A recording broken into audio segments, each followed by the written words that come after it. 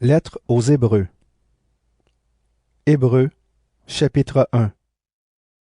Autrefois, Dieu a parlé aux ancêtres par les prophètes, et il leur a parlé souvent et de mille manières.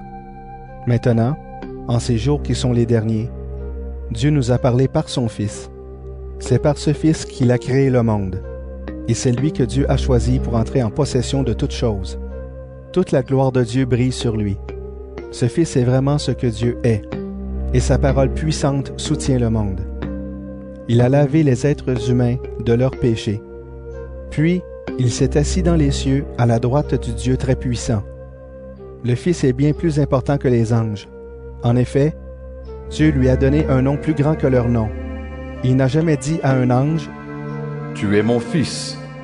Aujourd'hui, moi, je suis devenu ton Père. » Il n'a jamais dit non plus à un ange, « Moi, je serai un Père pour lui, et lui sera un Fils pour moi. » Mais quand Dieu a envoyé son Fils premier-né dans le monde, il a dit, « Tous les anges de Dieu doivent l'adorer. » Voici ce que Dieu a dit au sujet des anges. « J'utilise les anges comme j'utilise les vents. Ils me servent comme le font les éclairs. » Mais Dieu a dit à son Fils, « Tu es Dieu, ton pouvoir royal durera toujours. Tu gouvernes ton peuple avec justice. Tu aimes ce qui est juste. Tu détestes le mal. C'est pourquoi Dieu, ton Dieu, t'a choisi pour lui en versant sur ta tête une huile de fête. Il t'a préféré aux autres rois. » Dieu a dit aussi, « Au commencement, c'est toi, Seigneur, qui as créé la terre, et tes mains ont formé le ciel. Tout cela disparaîtra, mais toi, tu es toujours là. Le ciel et la terre s'useront comme des habits. Tu les plieras comme un vêtement. Oui, ils seront changés comme des habits. Mais toi, tu restes toujours le même, et ta vie ne finit pas. » Dieu n'a jamais dit à un ange, « Viens t'asseoir à ma droite. Je vais mettre tes ennemis sous tes pieds. » Est-ce que les anges ne sont pas tous des esprits qui servent Dieu? Dieu les envoie en mission. Ils aident ceux qui doivent entrer en possession du salut. Hébreux, chapitre 2. C'est pourquoi, faisons davantage attention aux paroles que nous avons entendues. Sinon, nous allons nous tromper de chemin. La parole que Dieu a donnée par l'intermédiaire des anges s'est montrée vraie. Certains ne l'ont pas respectée. Ils ne lui ont pas obéi, et ils ont tous reçu ce qu'ils méritaient. Alors nous, comment éviterons-nous cela si nous passons à côté d'un salut si grand? Ce salut, c'est le Seigneur qui a commencé à l'annoncer. Puis ceux qui ont entendu parler de ce salut l'ont confirmé pour nous. Dieu lui-même a montré que leur parole était vraie par des signes étonnants, des faits extraordinaires et toutes sortes d'actions puissantes. Et Dieu a aussi montré cela en distribuant les dons de l'Esprit Saint comme il l'a voulu. Nous parlons du monde qui doit venir. Ce n'est pas aux anges que Dieu a donné le pouvoir sur ce monde. En effet, il y a cette parole. « Qu'est-ce que l'homme, ô Dieu, pour que tu penses à lui? Qu'est-ce qu'un être humain pour que tu prennes soin de lui? Tu as placé les êtres humains en dessous des anges pendant quelque temps. Tu les as couverts de gloire et d'honneur. Tu as tout mis à leurs pieds, sous leur autorité. » Dieu a donné aux êtres humains le pouvoir sur toutes choses. Il n'a donc rien laissé en dehors de leur pouvoir. Pourtant, aujourd'hui, nous le voyons bien. Les humains n'ont pas encore pouvoir sur tout. Mais qu'est-ce que nous voyons aussi? Jésus a été pendant quelque temps en dessous des anges. Mais maintenant, il est couvert de gloire et d'honneur. Pourquoi? Parce qu'il a souffert et parce qu'il est mort. Et grâce à la bonté de Dieu, Jésus est mort pour tous les êtres humains. C'est Dieu qui a fait le monde, et le monde existe pour lui. Or, il a voulu qu'un grand nombre de ses enfants participent à sa gloire. Puisque c'est Jésus qui les sauve, il fallait que Dieu le rende parfait au moyen de la souffrance. Jésus purifie les humains de leurs péchés. Eh bien, celui qui rend pur et ceux qui sont devenus purs ont tous le même Père. C'est pourquoi il n'a pas honte de les appeler ses frères et ses sœurs. En effet, Jésus dit à Dieu, « J'annoncerai ton nom à mes frères et à mes sœurs. Au milieu de l'assemblée, je chanterai ta louange. Jésus dit aussi, Moi, j'aurai entièrement confiance en Dieu. et encore, Me voici, moi et les enfants que Dieu m'a donnés. ces enfants-là ont quelque chose en commun. Ce sont des êtres humains. L'esprit du mal avait le pouvoir de les faire mourir. À cause de cela, Jésus, lui aussi, est devenu un être humain, pour enlever sa force à l'esprit du mal en mourant lui-même. Les gens étaient comme des esclaves pendant toute leur vie, parce qu'ils avaient peur de la mort. En mourant, Jésus les a libérés. En effet, il ne vient pas aider les anges, mais il vient aider ceux qui sont de la famille d'Abraham. C'est pourquoi il devait ressembler entièrement à ses frères et à ses sœurs. Ainsi, il est devenu un grand prêtre plein de bonté et fidèle dans le service de Dieu, pour obtenir le pardon des péchés du peuple. Oui, Jésus a souffert lui-même et il a été tenté. Il peut donc aider ceux qui sont tentés. Hébreux, chapitre 3. Frères et sœurs chrétiens, vous qui avez reçu l'appel de Dieu, regardez Jésus. Dieu l'a envoyé pour être notre grand prêtre, et c'est par lui que nous croyons. Autrefois, Moïse a été fidèle dans toute la maison de Dieu. De même, comme Moïse, Jésus a été fidèle à Dieu, qui a fait de lui un grand prêtre. Mais Jésus reçoit plus de gloire que Moïse. En effet, celui qui construit une maison est plus honoré que la maison. Chaque maison est construite par quelqu'un. Et celui qui construit tout, c'est Dieu. Autrefois, Moïse a été fidèle dans toute la maison de Dieu. Il était un serviteur et il devait être témoin de ce que Dieu allait dire. Mais maintenant, le Christ est fidèle comme fils, placé à la tête de la maison de Dieu. Sa maison, c'est nous. À une condition, nous devons garder confiance et être fiers de ce que nous espérons.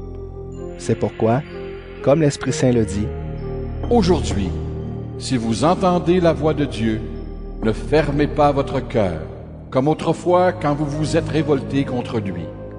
À ce moment-là, dans le désert, vous l'avez provoqué. et Dieu a dit, Dans ce désert, vos ancêtres m'ont provoqué pour voir ce que j'allais faire. Pourtant, ils avaient vu ce que j'avais fait pendant 40 ans. Alors je me suis mis en colère contre ces gens-là et j'ai dit, leur cœur se trompe sans cesse. Ils ne veulent pas connaître ce que j'attends d'eux. Dans ma colère, j'ai fait ce serment. Ils n'entreront jamais dans le pays où je leur ai préparé le repos. frères et sœurs, attention. Parmi vous, personne ne doit avoir un cœur mauvais qui ne croit pas, ni abandonner le Dieu vivant. Aujourd'hui, Dieu continue à vous appeler. Alors chaque jour, donnez-vous du courage les uns aux autres pendant que vous entendez cet appel. Ainsi, le péché ne vous trompera pas, et parmi vous, personne ne refusera d'obéir. Nous travaillons maintenant avec le Christ, mais à une condition. Nous devons garder solidement jusqu'à la fin la confiance que nous avions quand nous sommes devenus croyants. Les livres saints disent, Aujourd'hui, si vous entendez la voix de Dieu, ne fermez pas votre cœur, comme autrefois quand vous vous êtes révoltés contre lui. qui a entendu la voix de Dieu? Qui l'a fatigué? Ce sont tous ceux que Moïse a fait sortir d'Égypte. Dieu s'est mis en colère pendant 40 ans. Contre qui?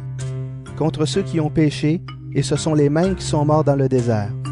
Dieu a fait ce serment. Ils n'entreront jamais dans le pays où je leur ai préparé le repos. Pour qui a-t-il fait ce serment? Pour ceux qui n'ont pas obéi.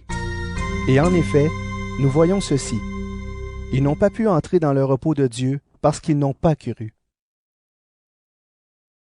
Hébreux, chapitre 4. Mais Dieu nous l'a promis. Nous entrerons dans son repos, et cette promesse est toujours valable. Alors attention, personne parmi vous ne doit penser qu'il arrive trop tard.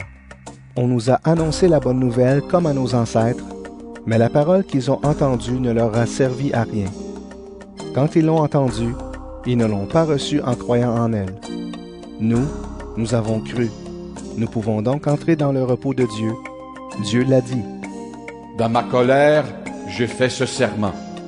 Ils n'entreront jamais dans le pays où je leur ai préparé le repos. » Pourtant, Dieu a fini son travail depuis la création du monde. En effet, il y a cette parole au sujet du 7e jour. Et Dieu s'est reposé le 7e jour de tout son travail. Dieu en parle aussi quand il dit « Ils n'entreront jamais dans le pays où je leur ai préparé le repos. » Ceux qui ont reçu la bonne nouvelle, les premiers n'ont pas obéi. Alors ils ne sont pas entrés dans le repos de Dieu. D'autres peuvent donc encore y entrer. C'est pourquoi Dieu fixe de nouveau un jour et il l'appelle « aujourd'hui ». Il a parlé de ce jour-là beaucoup plus tard par la bouche de David, dans le texte déjà cité. « Aujourd'hui, si vous entendez la voix de Dieu, ne fermez pas votre cœur. » Si Josué avait conduit le peuple dans le repos de Dieu, Dieu ne parlerait pas, après cela, d'un autre jour. Cela veut dire qu'il y a encore un repos pour le peuple de Dieu. Il ressemble au repos du 7e jour. En effet, celui qui entre dans le repos de Dieu se repose, lui aussi, de son travail, comme Dieu s'est reposé du sien. C'est pourquoi, cherchons de tout notre cœur à entrer dans ce repos. Ainsi personne ne tombera en suivant le mauvais exemple de ceux qui n'ont pas obéi. La parole de Dieu est vivante, elle est pleine de force. Elle coupe mieux qu'une épée qui coupe des deux côtés. La parole de Dieu entre en nous en profondeur. Elle va jusqu'au fond de notre cœur, jusqu'aux articulations et jusqu'à la moelle. Elle juge les intentions et les pensées du cœur. Rien n'est caché pour Dieu. Tout ce qu'il a fait se présente ouvertement devant ses yeux. Son regard découvre tout, et c'est à lui que nous devons rendre compte. Nous avons un grand prêtre puissant qui est arrivé jusqu'à Dieu.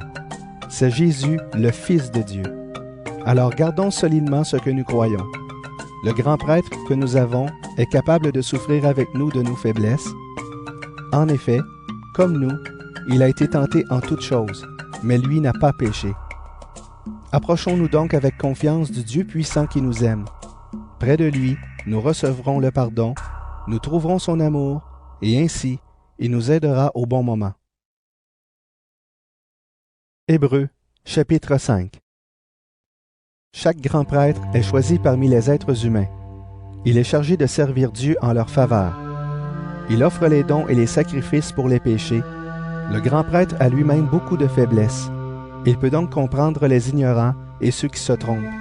Parce qu'il est faible, il doit offrir des sacrifices pour les péchés, non seulement pour le peuple, mais aussi pour lui-même. Personne ne peut se donner l'honneur d'être grand prêtre. C'est Dieu qui appelle à cela, comme il a appelé Aaron. Pour le Christ, c'est pareil. Ce n'est pas lui qui s'est donné l'honneur de devenir grand prêtre. Il l'a reçu de Dieu, qui a dit « Tu es mon fils. Aujourd'hui, moi, je suis devenu ton père. » Dieu a dit encore « Tu es prêtre pour toujours, à la façon de Melchizedek. » Le Christ, pendant sa vie sur terre, a adressé à Dieu des prières et des supplications avec de grands cris et des larmes. Il a prié Dieu qui pouvait le sauver de la mort. Et Dieu l'a écouté parce qu'il est resté fidèle. Le Christ est le Fils de Dieu, c'est vrai, mais par toutes ses souffrances, il a appris à obéir. Dieu l'a rendu parfait. Alors maintenant, ceux qui obéissent au Christ reçoivent par lui le salut qui dure toujours. Oui, Dieu l'a établi grand prêtre à la façon de Melchizedek. À ce sujet, nous avons beaucoup de choses à dire, mais elles sont difficiles à expliquer. En effet, vous êtes devenus lents à comprendre. Vous aviez le temps de devenir des maîtres, mais maintenant, vous avez besoin qu'on vous apprenne de nouveau les premières vérités de l'enseignement de Dieu. Vous n'êtes plus capable de manger de la nourriture solide, vous avez besoin de lait. Celui qui continue à boire du lait, c'est un bébé. Il ne peut donc pas discuter de ce qui est juste. Par contre, la nourriture solide est pour les adultes. Par leur expérience, ils ont entraîné leur conscience à faire la différence entre le bien et le mal. Hébreux, chapitre 6. C'est pourquoi, laissons derrière nous les premières leçons sur le Christ et passons à un enseignement d'adulte. Ne revenons pas sur ce qui fait la base de cet enseignement, c'est-à-dire l'abandon des actions qui conduisent à la mort et la foi en Dieu. Les baptêmes et l'imposition des mains le réveil des morts et le jugement définitif. Nous allons donc présenter un enseignement d'adulte, si Dieu le permet. Prenons le cas de ceux qui sont retombés dans leur ancienne vie. Ils ont été éclairés par la lumière de Dieu. Ils ont goûté au don du ciel et ils ont reçu l'Esprit Saint. Ils ont aimé la belle parole de Dieu. Ils ont senti la puissance des forces du monde qui vient. Et pourtant, ils sont retombés dans leur ancienne vie. Ces gens-là, on ne peut pas les amener une deuxième fois à changer leur vie. En effet, ils clouent de nouveau le Fils de Dieu sur la croix et ils donnent aux autres l'occasion de l'insulter. Prenons l'exemple d'un champ. Sa terre boit l'eau des nombreuses pluies qui tombent. Elle produit des plantes utiles à ceux qui la font cultiver. Alors Dieu bénit cette terre. Mais si elle produit des buissons d'épines et des chardons, elle ne vaut rien. Dieu va bientôt la rejeter et on finira par y mettre le feu. Nous parlons ainsi, mais en même temps, nous sommes sûrs que vous, frères et sœurs très aimés, vous êtes sur la bonne route, celle qui conduit au salut. Dieu n'est pas injuste. Il ne peut pas oublier ce que vous faites, ni l'amour que vous avez montré pour lui. Vous avez montré cet amour autrefois en servant les autres chrétiens, et vous le faites encore maintenant. Nous souhaitons seulement que chacun de vous reste actif jusqu'à la fin. Alors tout ce que vous espérez se réalisera. Ne devenez pas paresseux, mais vivez comme ceux qui croient et qui sont patients. Ceux-là reçoivent les biens que Dieu a promis. Quand Dieu a fait la promesse à Abraham, il l'a faite avec un serment. Mais personne n'était plus grand que Dieu pour être témoin de ce serment. Alors Dieu l'a fait par lui-même. Il a dit, « Oui, vraiment, je te bénirai et je te donnerai une grande famille. » Abraham a attendu avec patience et il a reçu ce que Dieu lui avait promis. Quand les gens font un serment, ils ont besoin d'un témoin plus grand qu'eux. Le serment rend leur parole sûre et ainsi, on ne peut plus dire le contraire. Avec Abraham, c'est la même chose. Sa famille devait recevoir les biens promis par Dieu. Dieu a voulu montrer clairement qu'il ne changerait jamais d'avis. C'est pourquoi il a ajouté un serment à sa promesse. Une promesse et un serment, voilà deux choses qu'on ne peut pas changer. Dans sa promesse et dans son serment, Dieu ne peut donc absolument pas mentir, et cela nous encourage beaucoup. Ainsi, nous avons tout laissé pour saisir l'espérance qui nous est offerte. Pour notre vie, cette espérance est comme une ancre. Elle traverse même le rideau du temple dans le ciel et elle est fixée solidement. C'est là que Jésus est entré avant nous et pour nous. Il est devenu grand prêtre pour toujours à la façon de Melchizedek. Hébreux, chapitre 7. Ce Melchizedek était roi de Salem et prêtre du Dieu Très-Haut. Abraham revenait du combat où il avait vaincu les rois. Melchizedek est allé à sa rencontre et il a béni Abraham. Et Abraham lui a donné 1/10 de tout ce qu'il avait pris. Le nom de Melchizedek veut dire « roi de justice ». De plus, Melchizedek est roi de Salem et cela veut dire « roi de paix ». Il n'a pas de père, ni de mère, ni d'ancêtre. On ne parle jamais de sa naissance, ni de sa mort. Il ressemble au Fils de Dieu. Il reste prêtre pour toujours. Voyez combien Melchizedek est important.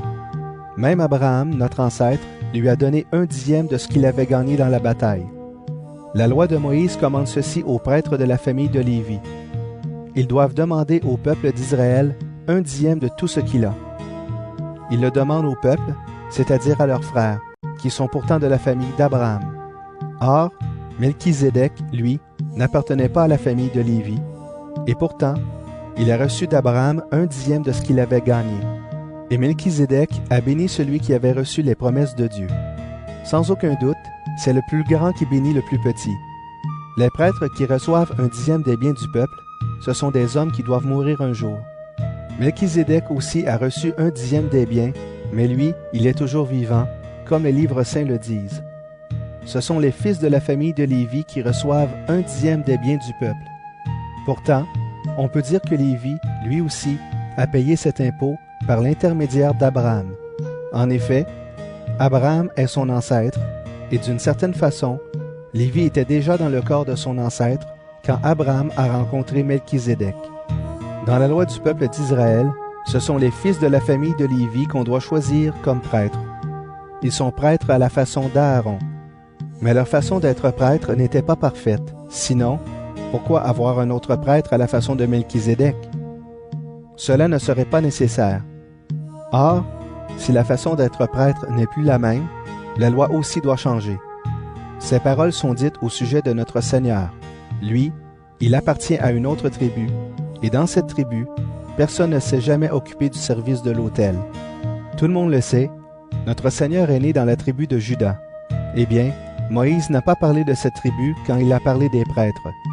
Voici pourquoi les choses sont encore plus claires. Un autre prêtre est venu, et il ressemble à Melchizedek. Il n'est pas prêtre selon une règle et selon des commandements humains. Il est devenu prêtre par la puissance d'une vie qui ne peut pas finir. C'est vrai, les livres saints le disent. Tu es prêtre pour toujours, à la façon de Melchizedek. L'ancienne règle était imparfaite et inutile, alors on l'a supprimée. La loi de Moïse n'a rien produit de parfait, mais une espérance meilleure nous est donnée, et par elle, nous nous approchons de Dieu. De plus, il y a eu un serment. Les autres sont devenus prêtres sans serment. Mais pour Jésus, Dieu a fait un serment quand il lui a dit « Le Seigneur a fait ce serment, et il ne reprendra pas sa parole. Tu es prêtre pour toujours. » C'est pourquoi, avec Jésus, nous sommes sûrs d'avoir une alliance meilleure. Il y a encore une différence. Les autres prêtres ont été très nombreux, parce que la mort les empêchait de rester toujours prêtres. Mais Jésus, lui, vit pour toujours, et jamais personne d'autre ne sera prêtre à sa place. C'est pourquoi il peut sauver pour toujours ceux qui s'approchent de Dieu avec son aide. En effet, Jésus est toujours vivant, et peut donc toujours prier Dieu pour eux. Jésus est le grand prêtre qu'il nous fallait. Il est saint, innocent et sans faute. Il est séparé des pécheurs, et Dieu l'a placé plus haut que tout. Jésus n'est pas comme les autres grands prêtres. Il n'a pas besoin d'offrir des sacrifices chaque jour. D'abord pour ses péchés à lui, ensuite pour ceux du peuple. Il a fait cela une fois pour toutes en s'offrant lui-même. La loi de Moïse établit comme grand prêtre des hommes imparfaits, mais le serment de Dieu, qui vient après la loi, établit comme grand prêtre le Fils devenu parfait pour toujours. Hébreux, chapitre 8. Voici le point le plus important de ce que nous voulons dire. Nous avons bien un tel grand prêtre. Il s'est assis dans les cieux, à la droite du Dieu très puissant. Il accomplit son service dans le lieu saint, c'est-à-dire dans la vraie tente. C'est le Seigneur qui l'a planté, ce n'est pas un être humain. Chaque grand prêtre est établi pour offrir des dons et des sacrifices. Jésus, lui aussi, doit donc avoir quelque chose à offrir. Si le Christ était sur la terre, il ne serait même pas prêtre. En effet, il y a ici déjà des prêtres qui offrent des dons, comme la loi de Moïse le demande. Ces prêtres servent dans le temple, mais ce qu'ils font est au service de la copie, de l'ombre de ce qui existe en réalité dans les cieux. En effet, quand Moïse s'est mis à construire la tente, Dieu lui a dit « Regarde, tu feras tout suivant le modèle que je t'ai montré sur la montagne. » Jésus, lui, est chargé d'un service beaucoup plus important que celui des autres prêtres. En effet, il sert d'intermédiaire pour une alliance meilleure, établie sur des promesses meilleures. La première alliance n'était pas sans défaut. Sinon, c'était inutile de la remplacer par une deuxième. Mais en fait, voici ce que Dieu reproche à son peuple. Le Seigneur dit, « Les jours viennent où je vais établir une alliance nouvelle avec le peuple d'Israël et avec le peuple de Juda. Elle ne sera pas comme l'alliance que j'ai établie avec leurs ancêtres, le jour où je les ai pris par la main pour les faire sortir d'Égypte. » Le Seigneur dit encore, « Ils n'ont pas été fidèles à mon alliance. Alors moi aussi, je les ai abandonnés. » Le Seigneur ajoute, « Voici l'alliance que je vais établir avec le peuple d'Israël après ces jours-là. Je leur donnerai de l'intelligence pour connaître mes lois. J'écrirai celles-ci dans leur cœur. Je serai leur Dieu, et ils seront mon peuple. Personne n'aura plus à enseigner quelqu'un de son pays ou son frère. En effet, on n'aura plus besoin de lui dire « Connais le Seigneur ». Tous me connaîtront, tous du plus petit jusqu'au plus grand. Je pardonnerai leurs fautes et je ne me souviendrai plus de leurs péchés. Quand Dieu parle d'une alliance nouvelle, il rend ancienne la première alliance. Et ce qui est ancien et qui devient vieux, cela va bientôt disparaître. Hébreux, chapitre 9. La première alliance avait des règles pour le culte et un lieu réservé à Dieu sur la terre. Pour cela, on avait planté une tente. Dans la première partie appelée le lieu saint, il y avait le chandelier et la table avec les pains offerts à Dieu. Puis, derrière le deuxième rideau, c'était l'autre partie de la tente. On l'appelait le lieu très saint. Là, il y avait un autel en or pour brûler les parfums. Il y avait aussi le coffre de l'Alliance tout couvert d'or. Ce coffre contenait un récipient en or rempli de manne et le bâton d'Aaron qui avait fleuri. De plus, il contenait les pierres où les paroles de l'Alliance étaient gravées. Au-dessus du coffre, il y avait les statues des chérubins glorieux qui indiquaient la présence de Dieu. Leurs ailes couvraient de leur ombre le couvercle du coffre. Mais ce n'est pas le moment d'entrer dans les détails. La tente se compose donc de deux parties. Les prêtres entrent tous les jours dans la première partie de la tente pour célébrer le culte. Mais seul le grand prêtre entre dans la deuxième partie de la tente, et seulement une fois par an. À cet endroit, il doit apporter du sang d'animal et l'offrir à Dieu, pour lui-même et pour les fautes du peuple. Voici ce que le Saint-Esprit veut montrer par là. Le chemin du lieu très saint n'est pas encore ouvert, tant que la première partie de la tente existe. C'est une image pour aujourd'hui. Elle veut dire ceci. Les dons et les sacrifices offerts à Dieu ne peuvent pas rendre parfait le cœur de celui qui célèbre ce culte. Ce sont seulement des règles humaines au sujet de la nourriture, de la boisson, des différents bains qui rendent purs. Ces règles étaient valables jusqu'au moment où Dieu allait changer les choses. Mais le Christ est venu comme grand prêtre pour nous accorder les biens qui sont déjà là. Il est passé par une tente plus grande et plus parfaite. Celle-ci n'a pas été faite par des mains humaines, c'est-à-dire qu'elle n'appartient pas à notre monde créé. Le Christ est entré une fois pour toutes dans le lieu saint, auprès de Dieu. Il n'a pas offert le sang des boucs et des jeunes taureaux, mais il a offert son sang à lui et il nous a libérés pour toujours. Selon la coutume, on répand le sang des boucs et des taureaux et les cendres d'une vache brûlée sur ceux qui ont fait une faute. Ensuite, leur corps est purifié de cette faute et ils peuvent de nouveau célébrer le culte. Si cela est vrai, le sang du Christ doit être encore beaucoup plus puissant. En effet, par l'Esprit Saint, le Christ s'est offert lui-même à Dieu, comme une victime sans défaut. Ainsi, il purifiera notre conscience abîmée par des actions qui conduisent à la mort. Alors, nous pourrons servir le Dieu vivant. C'est pourquoi le Christ est l'intermédiaire pour une alliance nouvelle, un testament nouveau. Il est mort pour libérer les êtres humains des fautes commises quand ils étaient soumis à la première alliance. Alors ceux que Dieu a appelés peuvent recevoir les biens qu'il a promis et qui durent toujours. Quand il y a un testament, il faut prouver la mort de celui qui l'a fait. En effet, un testament est valable seulement après la mort. Quand celui qui l'a fait vit encore, le testament n'a pas de valeur. C'est pourquoi, même la première alliance a dû commencer avec le sang. Devant tout le peuple, Moïse a lu d'abord tous les commandements, comme on les trouve dans la loi. Puis, il a pris le sang des jeunes taureaux et des boucs avec de l'eau. Ensuite, il a lancé des gouttes de sang sur le livre de la loi et sur tout le peuple avec une branche d'hysope et avec de la laine rouge. Et il a dit, « Ceci est le sang de l'alliance que Dieu vous commande de respecter. » Puis, de la même façon, il a lancé du sang sur la tente et sur tous les objets utilisés pour le service de Dieu.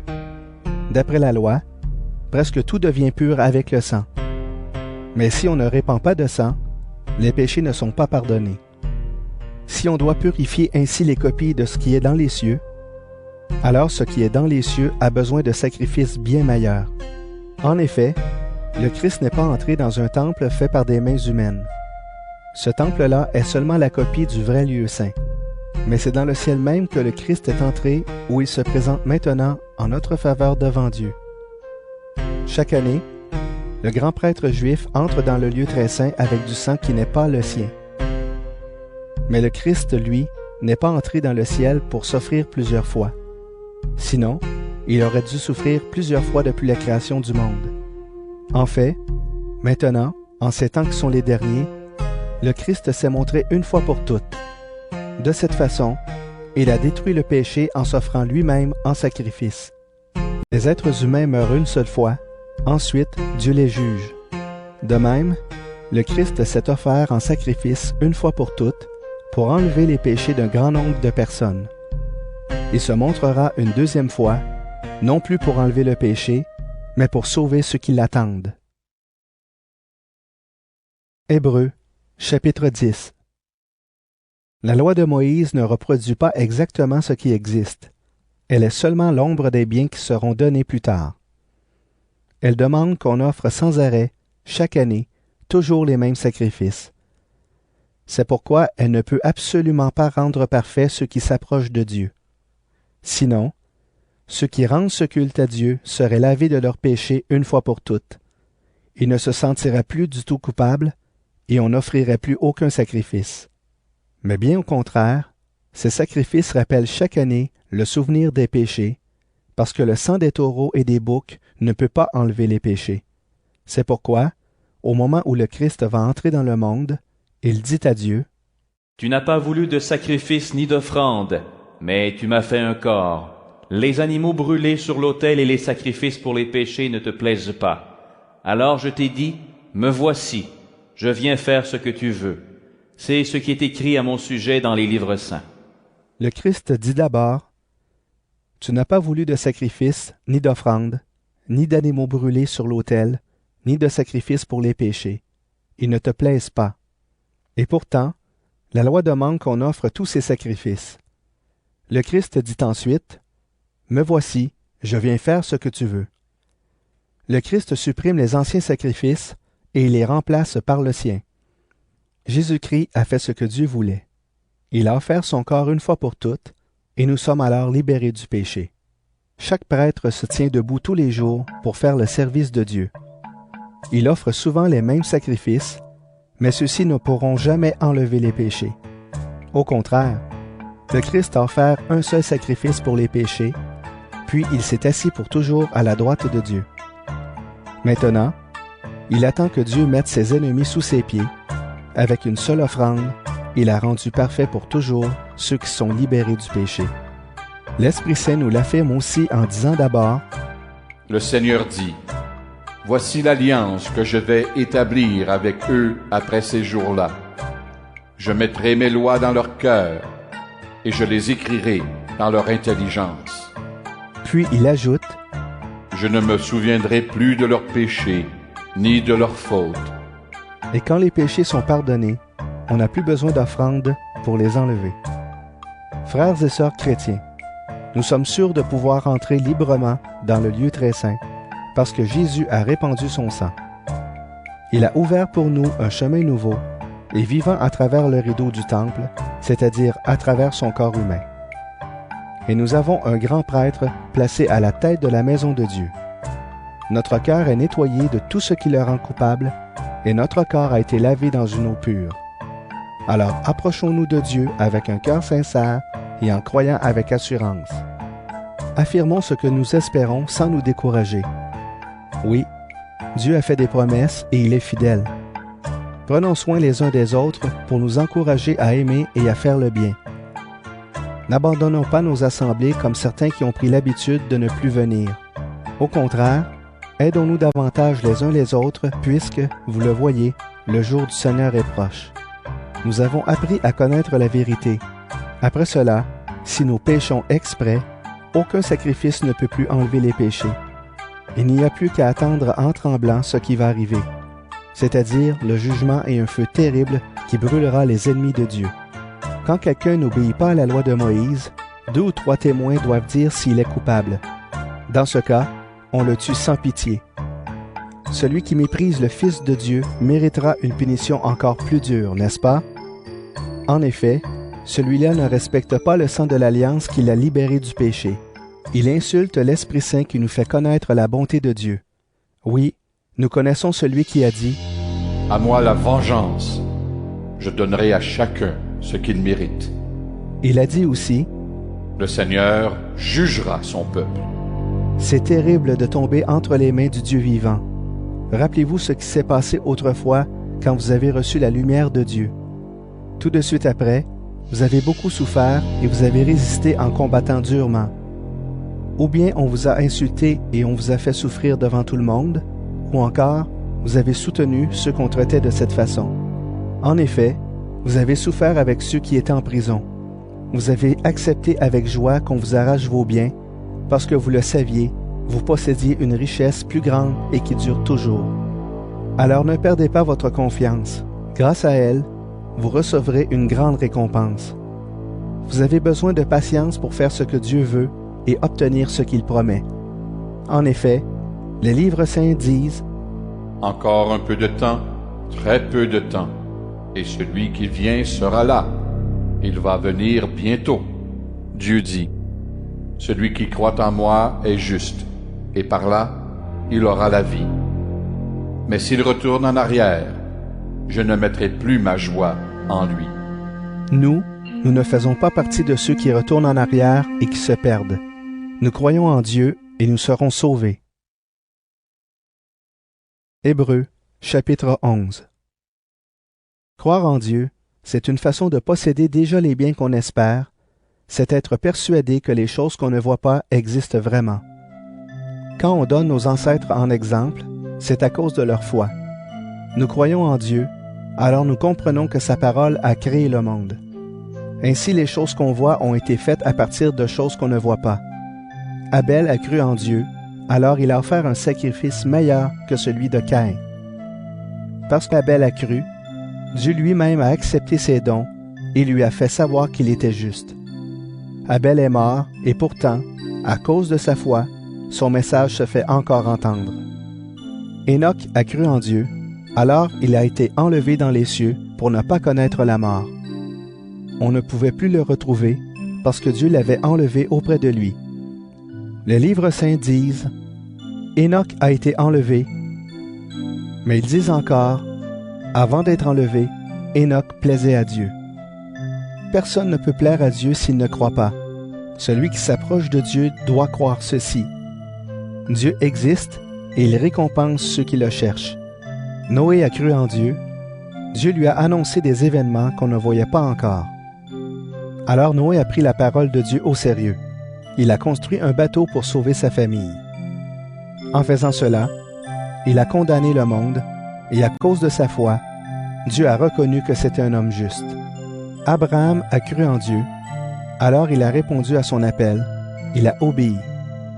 Il est parti vers un pays que Dieu devait lui donner à posséder, et il est parti sans savoir où il allait. Abraham a cru en Dieu, alors il est allé habiter comme un étranger dans le pays promis par Dieu. Il a habité sous des tentes avec Isaac et Jacob. Eux aussi ont reçu la même promesse qu'Abraham. Abraham attendait la ville qui a des fondations solides, et c'est Dieu qui a fait les plans de cette ville. C'est lui qui l'a construite.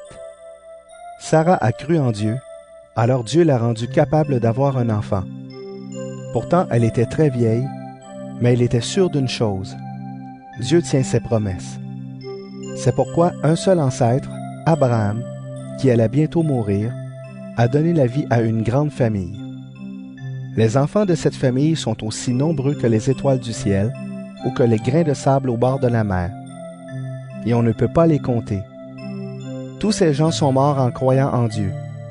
Ils n'ont pas reçu les biens que Dieu avait promis, mais ils les ont vus et les ont salués de loin. Et ils ont affirmé qu'ils étaient des étrangers et des voyageurs sur la terre. En affirmant cela, ils montraient clairement qu'ils cherchaient une patrie. Ils ne pensaient pas à celle qu'ils avaient quittée. Sinon, ils avaient bien le temps de retourner chez eux. En fait, c'est une patrie meilleure qu'ils cherchaient, c'est la patrie du ciel. C'est pourquoi Dieu n'a pas honte d'être appelé leur Dieu. En effet, il leur a préparé une ville. Abraham a cru en Dieu, mais Dieu voulait voir ce qu'Abraham allait faire, et il lui a demandé d'offrir Isaac en sacrifice. Alors Abraham a offert son fils unique, pourtant, il avait déjà reçu les promesses de Dieu. En effet, Dieu lui avait dit « Par Isaac, tu auras des fils qui porteront ton nom. Mais Abraham a pensé, Dieu a même le pouvoir de réveiller quelqu'un de la mort. C'est pourquoi Dieu lui a rendu son fils, comme si celui-ci revenait de la mort. Isaac a cru en Dieu. Alors il a béni Jacob et Ésaü pour des événements à venir. Jacob a cru en Dieu. Alors, au moment de mourir, il a béni tous les fils de Joseph, l'un après l'autre. Et en s'appuyant sur son bâton, il a adoré Dieu. Joseph a cru en Dieu. Alors, à la fin de sa vie, il a parlé du moment où les Israélites allaient quitter l'Égypte. Et il a donné des ordres pour dire ce qu'on devait faire de son corps. Les parents de Moïse ont cru en Dieu. Alors, quand leur fils est né, ils l'ont caché pendant 3 mois. Ils ont vu que l'enfant était beau. Ils n'ont pas eu peur de désobéir à l'ordre du roi. Moïse a cru en Dieu. Alors, quand il est devenu grand, il n'a pas voulu qu'on dise de lui, « Moïse est le fils de la fille du roi d'Égypte. » Il a choisi de souffrir avec le peuple de Dieu. Pourtant, il pouvait avoir une vie agréable pendant quelque temps, mais il n'aurait pas obéi à Dieu. Le trésor de l'Égypte était grand, mais pour Moïse, recevoir des insultes comme le Messie allait en recevoir avait beaucoup plus de valeur. En effet, il regardait plus loin, vers la récompense à venir. Moïse a cru en Dieu, alors il a quitté l'Égypte sans avoir peur de la colère du roi. Il est resté solide comme s'il voyait le Dieu invisible. Moïse a cru en Dieu, alors il a fait célébrer la Pâque et il a fait répandre du sang sur les portes des maisons. Ainsi, l'ange de la mort n'a pas touché au fils aîné des Israélites. Les Israélites ont cru en Dieu, alors ils ont traversé la mer Rouge comme une terre sèche. Mais quand les Égyptiens ont essayé de passer, l'eau les a noyés. Les Israélites ont cru en Dieu, alors ils ont fait le tour de Jéricho pendant 7 jours, et les murs de la ville sont tombés. Rahab, la prostituée, a cru en Dieu. Alors on ne l'a pas tuée avec les ennemis de Dieu, parce qu'elle avait bien accueilli les espions israélites. Qu'est-ce que je peux dire encore? Le temps va me manquer pour parler en détail de Gédéon, Barak, Samson, Jephthé, David, Samuel et des prophètes. Parce que ces hommes ont cru en Dieu, ils ont vaincu des royaumes, ils ont fait ce qui est juste, ils ont reçu ce que Dieu avait promis, ils ont fermé la gueule des lions. Ils ont éteint des feux violents, ils ont évité d'être tués par l'épée. Ils sont tombés malades et ils ont retrouvé des forces. Pendant les guerres, ils ont été courageux, ils ont repoussé des armées étrangères. Des femmes ont cru en Dieu, alors elles ont retrouvé leur mort, parce que ceux-ci sont revenus à la vie. D'autres hommes ont été torturés, mais ils n'ont pas voulu qu'on les délivre. En effet, ils préféraient revenir de la mort à une vie meilleure. D'autres ont supporté des insultes et des coups de fouet. On a attaché certains avec des chaînes et on les a mis en prison. On les a tués en leur jetant des pierres, ou bien on les a sciés en deux, ou on les a tués par l'épée. D'autres sont allés d'un endroit à un autre, habillés avec des peaux de mouton ou des peaux de chèvre. Il manquait de tout. On les faisait beaucoup souffrir et on les traitait vraiment mal. Pourtant, le monde n'était pas digne de ces gens-là. Ils sont allés d'un endroit à un autre, dans les déserts, dans les montagnes, dans les abris des rochers et dans les trous de la terre. Ils ont tous cru en Dieu. C'est pour cela qu'on les a donnés en exemple, mais ils n'ont pas reçu ce que Dieu avait promis. En effet, Dieu avait prévu quelque chose de meilleur encore pour nous. C'est pourquoi il ne devait pas devenir parfait sans nous. Hébreux, chapitre 12. Cette grande foule de témoins nous entoure. Rejetons donc, nous aussi, tout ce qui nous empêche d'avancer. Rejetons le péché qui nous enveloppe si facilement. Courons jusqu'au bout la course qu'on nous propose. Regardons toujours Jésus. C'est lui qui fait naître la foi et qui la rend parfaite. Il a accepté de mourir sur une croix sans avoir honte. En effet, il voyait d'avance la joie qu'il allait recevoir et maintenant, il est assis à la droite de Dieu. Oui, pensez à Jésus. Les pécheurs étaient contre lui, mais il a tout supporté. Alors ne vous laissez pas vaincre par le découragement. En combattant contre le péché, vous n'avez pas encore résisté jusqu'à la mort. Vous avez oublié le conseil que Dieu vous donne comme à des fils. Mon fils, quand le Seigneur te corrige, fais attention. Ne te décourage pas quand il te fait des reproches. Le Seigneur corrige celui qu'il aime. Il frappe tous ceux qu'il reconnaît comme ses fils. C'est pour être corrigé que vous souffrez. Dieu vous traite comme ses fils. Quel est le fils que son père ne corrige pas? Si Dieu ne vous corrige pas comme tous ses enfants, vous êtes des enfants illégitimes. Vous n'êtes pas de vrais fils. Nous avons eu des pères sur cette terre, ils nous ont corrigés et nous les respections. Alors, c'est sûr, nous devons obéir davantage à Dieu, notre Père, pour avoir la vie. Oui, nos pères nous corrigeaient pendant quelque temps selon leurs idées à eux. Mais Dieu, c'est pour notre bien qu'il nous corrige. Il veut nous rendre saints comme lui. Sur le moment, une correction ne fait pas plaisir, elle donne de la tristesse. Mais plus tard, ceux qui ont été formés de cette façon deviennent justes et trouvent ainsi la paix. C'est pourquoi redressez vos bras fatigués et rendez plus fort vos genoux tremblants. Faites de bonnes pistes pour vos pieds, alors celui qui boite ne se tordra pas la cheville. Au contraire, il guérira. Cherchez à vivre en paix avec tout le monde et à mener une vie qui plaît à Dieu. Sans cela, personne ne verra le Seigneur. Attention, personne ne doit refuser ce que Dieu fait pour lui. Parmi vous, aucune plante amère ne doit pousser pour troubler la communauté avec son poison. Attention, ne menez pas une vie immorale. Respectez les choses saintes. Ne faites pas comme Isaü qui, pour un seul repas, a vendu son droit de fils aîné. Plus tard, vous le savez, il a voulu recevoir la bénédiction de son père, mais il a été rejeté. Il a essayé en pleurant d'amener son père à changer d'avis, mais il n'a pas réussi. Quand vous vous êtes approché de Dieu, vous n'êtes pas venu vers une montagne qu'on pouvait toucher. Il n'y avait pas de grand feu, pas d'obscurité, pas de nuit, pas d'orage. Vous n'avez entendu ni le son de la trompette, ni le bruit de paroles. Les Israélites qui ont entendu ce bruit ont refusé d'écouter un mot de plus. Ils n'ont pas pu supporter cet ordre. Celui qui touchera la montagne, même si c'est un animal, on le tuera en lui jetant des pierres. Ce qu'on voyait était effrayant. Alors Moïse a dit, « Je suis effrayé et je tremble. » Mais vous vous êtes approchés de la montagne de Sion et de la ville du Dieu vivant. C'est la Jérusalem du ciel où des millions d'anges sont en fête. Vous vous êtes approchés de l'assemblée des premiers-nés de Dieu qui ont leur nom écrit dans les cieux. Vous vous êtes approchés de Dieu qui juge le monde entier. Vous vous êtes approchés des personnes justes qui sont devenues parfaites. Vous vous êtes approchés de Jésus qui a répandu son sang pour nous rendre purs. Il est l'intermédiaire d'une alliance nouvelle que Dieu a établie avec nous, et son sang répandu parle plus fort que celui d'Abel. Attention, ne refusez pas d'écouter celui qui vous parle. Sur la terre, Moïse a averti les Israélites, mais ils ont refusé de l'écouter, et ils n'ont pas échappé à la punition. Nous, c'est du ciel que Dieu nous parle. Si nous lui tournons le dos, nous serons punis, c'est sûr. Autrefois, la voix de Dieu a fait trembler la terre. Aujourd'hui, Dieu nous fait cette promesse. Encore une fois, je ferai trembler non seulement la terre, mais aussi le ciel. Les mots « encore une fois » annoncent ceci. Les choses créées, qui peuvent être bouleversées, disparaîtront.